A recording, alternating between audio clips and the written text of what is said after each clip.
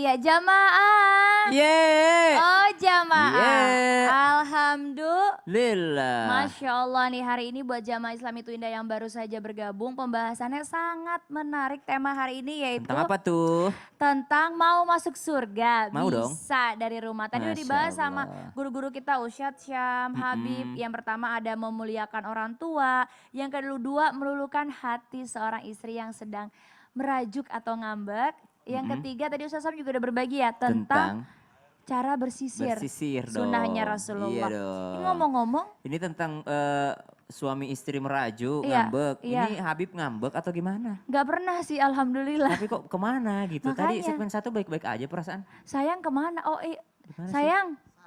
Kemana aja sih? Dari kamar mandi. Ya ampun ini. Walah. Aduh, ini Ngomong-ngomong. dirapiin dong kalau kayak gitu.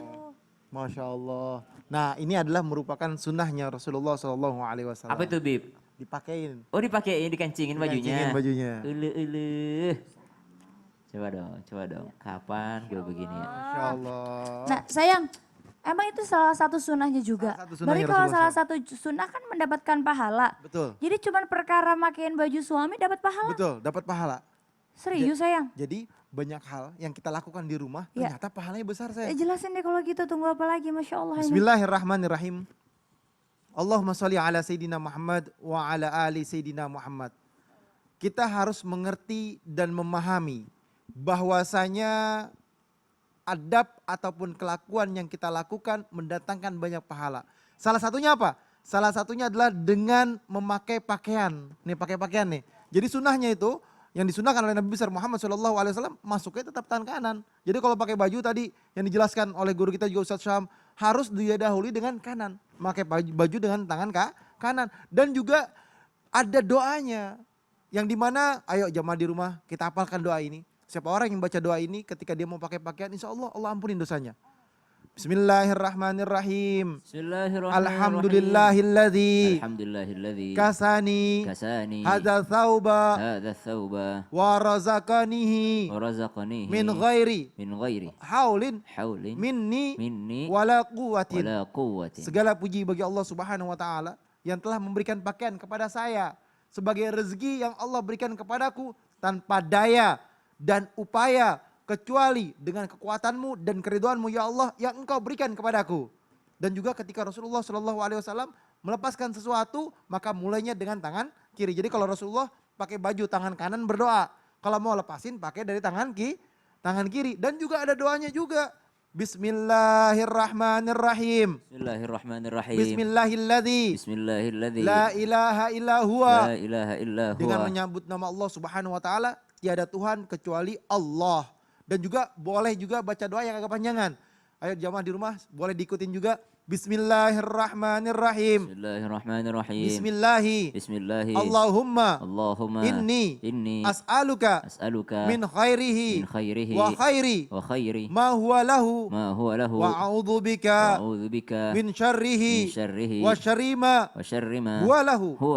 Dengan menyebut nama Allah, ya Rab, aku minta kepadamu ya Allah kebaikan daripada pakaian yang aku pakai ini dan kebaikan daripada apa yang ada padanya, dan aku berlindung kepadamu ya Allah dengan perlindungan yang kuat daripada kejahatan daripada pakaian ini dan yang ada dalamnya. Jadi sunnah Rasulullah pakai tangan kanan, lepas pakai tangan kiri, ada doanya. Sekurang-kurangnya membaca Bismillahirrahmanirrahim dengan menyebut nama Allah Subhanahu wa taala yang Maha Pengasih lagi Maha Penyayang. Alhamdulillahirabbil alamin, engkau telah memberikan pakaian kepadaku. Ini adalah kenikmatan yang engkau berikan. Dan juga ingat jamaah, carilah rizki yang halalan thayyiban, yang halal untuk pakaian yang halal sehingga keberkahan ada dalam pakaian tersebut. Jangan sampai baju kita ini menjadi saksi kita di akhirat, ini dibeli daripada uang yang haram.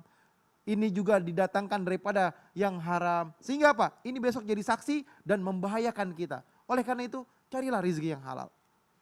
Dimanapun tempat cari yang halal. Cari yang halal itu selamat. Kalau kita cari yang haram, kita melakukan perbuatan korupsi, kita mengambil yang bukan haknya, kita dipenjara di dunia. Berbahaya. Janganlah kita menjadi manusia yang membahayakan istri dan anak kita sehingga kita terjerumus. Kita mengambil duit yang haram, masuk ke dalam diri kita kasih makan istri kita kasih makan anak kita berikan pakaian kepadanya, dia masuk makanan tersebut, satu keluarga di dalamnya penuh dengan keharaman dan menagih kepada kemaksiatan. Susah dekat dengan Allah dan Rasulnya, susah untuk mendatangkan kebaikan, susah untuk disuruh sholat ibadah. Sehingga jauh daripada keberkahan. Na'udzubillah min Zalik, Masya Allah. Jadi pakai baju juga caranya masih hadap juga, Betul. tangan kanan dimulainya, nanti pada saat dilepasnya tangan kiri ya sayang ya. Betul. Masya Allah, pastinya baju nutup aurat juga ya sayang ya. Betul. Nah ini juga Kartika punya video juga yang sangat lucu juga, tapi tetap jangan dicontoh juga kalau ada anak-anak kita yang sedang menyaksikan di rumah. Kita lihat video yang satu ini. Ini dia murid yang tertidur di dalam ruang kelas.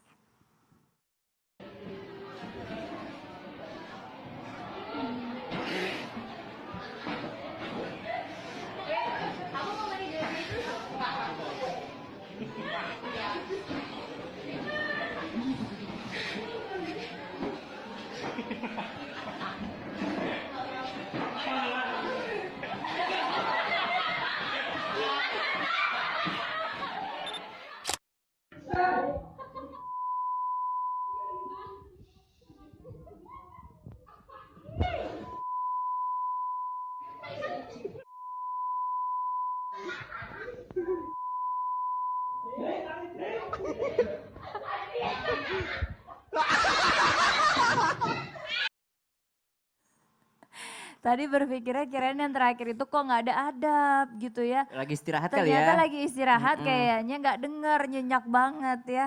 Tapi masalahnya kok bisa tidur di bawah papan tulis, Seng? Iya, biasanya Rebahan kita cari di tempat di lantai. belakang. Biasanya kita mah di bangku belakang gitu kan. Mungkin ada AC kali zaman sekarang kan. Di situ Bisa, ke bawah. Nah Ustadz Syam ya sayangnya kita juga kan tahu nih kalau seandainya orang tidur kan biasanya kalau udah terlalu capek ya tadi kayak anak-anak aja bisa tidur di lantai, bisa tidur di meja. Ini Mi yang tadi ku maksud di segmen Iya, sebelumnya. tidur di mana aja. Iya, Iya. jadi kalau capek mi orang, sembarang mami tempatnya dia tidur. Waduh langsung jelasin aja nih Ustadz Syam ya, daripada kita debat lagi, mohon maaf nih mungkin. Bismillahirrahmanirrahim. Tabe guruku Habib Utsman dan Tafadhol. juga Mbak Kartika Putri dan seluruh guru kami yang sedang menyaksikan Islam itu indah. Tidur pun bisa dapat pahala loh. Tidur di mana? Tidur di rumah tentunya, tidur di mana saja. Tapi bisa mendapatkan pahala terlebih lagi ketika tidur itu dipersiapkan. Seorang Nabi SAW diciptakan sempurna oleh Allah Subhanahu Wa Taala, tapi tidur beliau tetap lengkap dengan segala macam peralatan beliau. Yang pertama Rasulullah SAW ketika hendak tidur maka kata baginda Nabi, tutuplah segala pintu dan juga jendela. Yang kedua, tutuplah segala tempat minum, tempat makan. Yang ketiga, padamkan segala macam perapian termasuk lampu. Jadi Nabi itu tidur dalam keadaan gelap rumahnya. Jadi karena itu akan menambah nyenyaknya tidur, menambah kualitas tidur. Kemudian yang ketiga, ketika mau tidur Nabi SAW bersiwak. Sudah bersiwak, memakai minyak rambut, bersisir, kemudian Rasulullah SAW beristighfar atau yang namanya bermuhasabah diri. Barulah beliau berangkat ke tempat tidurnya. Sebelumnya Rasulullah SAW, kita ambil dulu tempat tidur. Bisa nggak kita angkat ini tempat tidur nih? Bismillah. Oh, kuat lah. Ayo bismillahirrahmanirrahim. Maaf Habib. Aduh ya Allah. Maka Rasulullah SAW, nih kalau ada misalnya di rumah sapu lidi atau ya sapu ijuk ya. Ya, lidi. Sapu lidi. Nah, dikibas-kibaskan sambil membaca basmalah. Dikibas-kibas, bismillahirrahmanirrahim, bismillahirrahmanirrahim, bismillahirrahmanirrahim. 3 kali lah minimal gitu ya. Artinya menghilangkan atau siapa tahu di atasnya ada kotoran, ada binatang yang berbahaya. Maka Rasulullah SAW mengibas-ngibasnya sambil membaca basmalah. Bismillahirrahmanirrahim, bismillahirrahmanirrahim. Setelah itu barulah Rasulullah SAW duduk di tempat tidurnya. Kemudian tertidur menghadap yang namanya, anggaplah sebelah kiblat gitu ya. Atau kanan gitu ya. Kemudian menggunakan tangan beliau sebagai bantalnya. Tidur seperti ini adalah tidur yang insya Allah membawa kualitas tidur dan juga tidur sesuai sunnah baginda Nabi SAW. Jadi menggunakan tangan beliau sebagai bantalnya, alasnya. Jadi tidak terlalu nyenyak, bisa terbangun untuk sholat tahajud. Sekarang adab bangun tidurnya. Bangun tidur yang pertama yang dilakukan baginda Nabi SAW adalah bangun lalu mengusap wajahnya. Ingat ya, tadi sebelum tidur itu banyak banget doanya sebenarnya. Iya. Minimal bismikallahumma ahya wa bismika amut. Kemudian Nabi tidak pernah meninggalkan 2 surah. Qul a'udzu birabbil falaq dan qul a'udzu birabbin nas. Ditiupkan ke tangan beliau, baru diusapkan ke wajah dan ke seluruh tubuh. Nabi saja yang jelas-jelas dilindungi sama Allah itu masih meminta perlindungan sama Allah dengan 2 surah ini. Kemudian bisa ditambah juga dengan ayatul kursi, apalagi kita gitu ya. Maka baca 2 qul a'udzu birabbil falaq, qul a'udzu birabbin nas, baru diusapkan ke seluruh tubuh kita. Nah, bangun tidur bagaimana? Sama dengan demikian, kembali mengusap wajah. Yang pertama mengusap wajah sambil membaca doa alhamdulillahilladzi ahyana ba'dama amatana wa ilaihin nusyur. Segala puji bagi Allah yang telah menghidupkan kami setelah mati kami. Jadi tidur itu adalah mati kecil. Jadi kalau mau tahu bagaimana rasanya mati, sama dengan tidur. Cuma bedanya adalah kalau orang tidur di Jakarta, bangun di Jakarta. Kalau orang mati, tidur di Jakarta, bangun di alam barzakh. Itu doang bedanya. Makanya disebut tidur itu adalah mati kecil. Karena sama rasanya tidur dan mati. Bedanya adalah terbangunnya. Terbangunnya kita di mana? Ternyata terbangunnya sudah berada di alam barzakh. Nah, baca alhamdulillahilladzi ahyana ba'dama amatana wa ilaihin nusyur. Setelah itu terbangun, lalu mengambil air wudhu, mencuci tangan terlebih dahulu. Mencuci tangan, lalu mencuci wajah, kemudian ya berwudhu segala macam, memakai pakaiannya. Lalu membaca ini, surah Ali Imran ayat 190. Surah Ali Imran ayat 190 sampai seterusnya. Mana itu bacaannya? Inna fi khalqis samawati wal ardi wa ikhtilafil laili wan nahari la ayatin li ulil albab alladzina yadhkuruna Allaha qiyaman wa qu'udan wa 'ala junubihim wa yatafakkaruna fi khalqis samawati wal ardi rabbana ma khalaqta hadza batilan subhanaka faqina 'adzaban nar. Sampai ayat berapa? Pokoknya sampai fastajaba lahum rabbuhum anni, ya fastajaba lahum rabbuhum, ya sampai ayat itu. Biasanya Nabi baca itu setelah beliau terbangun sambil berjalan menuju masjid. Nah itu dia. Masya Allah. Jadi itu semuanya ada adab-adab ya, ada adab-adabnya, nggak main tidur aja. Dan kalau dilakukan sesuai sunnah Nabi dapat pahala tidur pun Masya berpahala Allah. gitu ya. Bayangin Tuh. udah dapat nikmat, dapat pahala juga. Jangan asal-asalan, apalagi dalam angkot biasanya tuh suka sengaja ditidur-tidurin Diberesin ya. kali ya, siapa tahu tidur beneran nih kalau nggak Iya. diberesin nih. Jangan, Minta jangan. tolong nih. Ya, terima Oke, kasih tuh. makasih Mas Arman. Iya. Nah, langsung aja yuk. Sekarang kayaknya udah banyak banget nih pertanyaan yang hadir di media sosial Islam itu Indah. Soalnya udah banyak banget pertanyaan, jadi langsung aja yuk kita masuk ke segmen yang ditunggu-tunggu juga, yaitu adalah Tanya Dong Ustadz. Yuk langsung aja kita bacain pertanyaan pertamanya. Assalamualaikum Pak Ustadz, saya mau bertanya nih, bagaimana ya cara menghadapi ibu yang selalu curigaan dengan anaknya? Saya bingung, setiap saya mau mengunjungi pengajian pasti selalu dilarang. Sampai saya dibilang so alim. Apa yang harus saya lakukan Pak Ustadz? Oh ya, kebetulan kebetulan ini bukan ibu kandung saya. Apakah saya boleh membantahnya hanya untuk ikut pengajian? Tolong mohon dijawab Ustadz Syam. Jadi Masya Allah tabarakallah, kalau ketika ikut pengajian lalu mungkin orang terdekat kita mengatakan nggak usah ikut pengajian so alim. Berarti ada yang salah setelah kita ikut pengajian di awal gitu. Ada yang salah, ada yang keliru. Mungkin setelah kita ikut pengajian memang tidak mencerminkan akhlak kita kepada mereka. Berbanding terbalik ketika seseorang ikut pengajian lalu sepulang dari pengajian dia semakin memuliakan orang tuanya, maka kata orang tuanya, "Nak, kamu bagus banget kalau ikut pengajian, ikut aja terus." Kenapa? Berefek pada dirinya. Terbalik kalau misalnya efeknya malah jadi buruk gitu. Ada kan memang anak-anak ketika datang pengajian pulang-pulang menyalahkan orang tuanya. Tadi kata ustadznya nggak boleh jadi orang tua yang seperti itu, berdosa tahu. Gimana orang tuanya nggak ngelarang gitu. Jadi bawalah efek baik, bawalah manfaat baik dari pengajian pulang ke rumah. Jangan terlihat memang sok alim dan sok suci. Karena banyak juga yang terjadi demikian. Pulang-pulang nyalahin bapaknya yang yasinan, pulang-pulang nyalahin mamanya yang tahlilan. Tidak ada dalilnya itu yasinan dan tahlilan. Gimana mamamu nggak melarang kau pergi pengajian? Kalau pengajian yang kau ikuti malah menyalahkan apa yang mereka lakukan. Justru pulang dari pengajian kita langsung, "Mama, saya belajar tadi pengajian, katanya saya nggak boleh berkata sama mama. Makanya hari ini tolong tegur saya kalau ada kekurangannya sebagai anak." Nah itu, pengajian itu akan mengatakan orang tuanya, "Ya Allah, baik banget anakku, nggak susah-susah lagi aku didiknya di rumah. Pergi aja kau terus pengajian." Nah, yang kedua, kalau seperti ini, apakah boleh saya membantah ibu saya? Tetap tidak boleh membantahnya. Karena berjihad saja disuruh pulang sama Rasulullah SAW demi berbakti kepada kedua orang tua, apalagi pengajian. Nah sekarang kita bahas temanya hari ini nih. Ternyata bisa dapat surga bukan hanya dari pengajian di luar rumah. Walaupun pengajian itu sangat penting untuk melembutkan hati dan segala macam. Tapi usahakan Kalau orang tua melarang kita ikut pengajian, sesekali ajak mereka. Mama ikut deh, coba deh dengerin sekali aja. Mungkin mama bakalan suka. Kalau aku nggak dikasih izin keluar rumah, ya udah aku belajar dari rumah aja gitu. Tetap kita berbakti sama orang tua. Masya Allah, jadi kalau memang dilarang bujukin terus bahkan ajak ya Ustadz Syam ya? Ajak dong, Iya, kan kadang-kadang orang tua kan negative thinking itu karena mereka khawatir. Iya, Ya. karena sayang malah ya, Masya Allah. Langsung kita lanjut pertanyaan yang berikutnya nih. Pertanyaan yang berikutnya adalah, Assalamualaikum Ustadz, saya mau bertanya, apakah berdosa menolak dijodohkan keluarga? Mohon pencerahannya Ustadz, saya nggak mau salah langkah, saya nggak mau durhaka juga dengan orang tua. Mohon sayang dijawab. Bismillahirrahmanirrahim. Allahumma sholli ala Sayyidina Muhammad wa ala ali Sayyidina Muhammad. Tidak berdosa ketika menolak dijodohkan oleh keluarganya. Rasulullah SAW bersabda, wala tunkahul bikru hatta tusta'adzana qalu ya Rasulullah wa kaifa idnuha qala antaskut.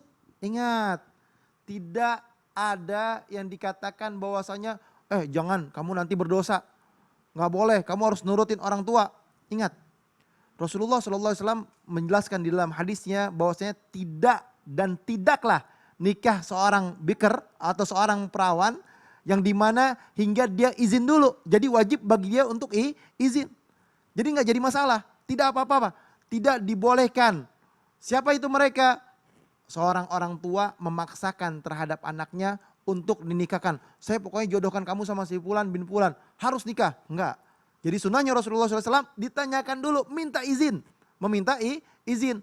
Dan berkata, kamu suka gak sama dia? Boleh gak saya ayah atau bapak atau abah menikahkan kamu dengan si Fulan bin Fulan? Kalau dia jawab, iya, bismillah. Kalau dia diam, taskut. Berarti dia tandanya juga mau.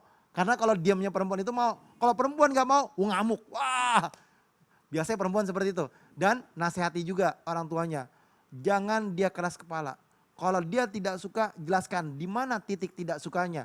Kasih pengertian yang baik, kasih tahu yang baik, kata-kata yang baik, tata krama yang baik. Jangan menggurui orang tua. Karena yang namanya orang tua menganggap kamu tetap anak kecil. Yang namanya orang tua tetap menganggap kamu sebagai anak. Sosok seorang anak tidak akan bisa berkata-kata yang lebih terhadap orang tuanya. Karena pasti yang namanya orang tua tetaplah orang tua. Wajib bagi anak menghormati, mencintai, menyayangi orang tuanya. Kalau berselisih paham, ngobrol sama orang tuanya yang lain. Misalkan selisih paham sama bapaknya, ngobrol sama ibunya. Selisih paham sama ibunya, ngobrol sama bapaknya. Agar apa? Agar terjadi sebuah ikatan yang baik.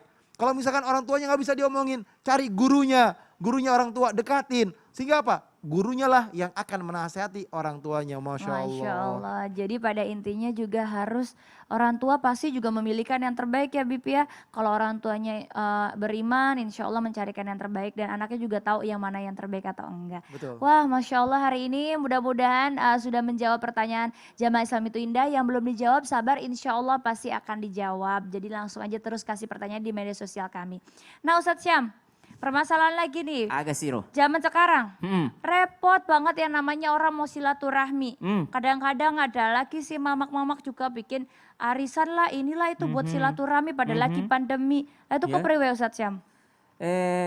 Ya lo dia sengeloka di bolana tahu memang engkar riasang adab-adabna. Termasuk nak ko matarima ki tamu, matarima ki tau pole. Dia rengi minumang aja di makda agar lo taino teh kopi werino na bawa di. Dek na ulang pak koro.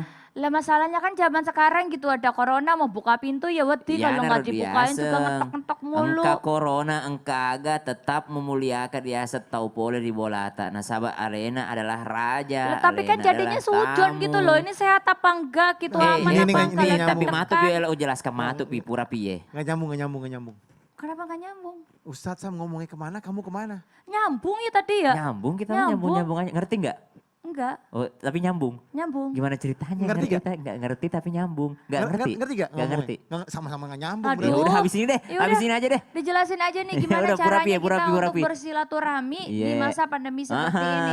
Biar Oke. nyambung, sambungin dulu ke teman-temannya, saudaranya. Ah. Kasih tahu WhatsApp, Yang di Instagram, Tegal, yang di dan lain. Makassar Iya. semuanya ya. Suruh Semua. nonton Islam itu Indah, biar Oke. dapat ilmunya tambah berkah. Oke, jangan Amin ya rabbal kemana-mana, alamin. tetap di Islam itu Indah. Jamaah. Yeay. Oh jamaah. Yeah. Alhamdulillah. Tapi yakin Bapak kan nggak apa-apa gitu kalau zaman Bah, manas, sekarang anu lagi manas. begini aman-aman aja.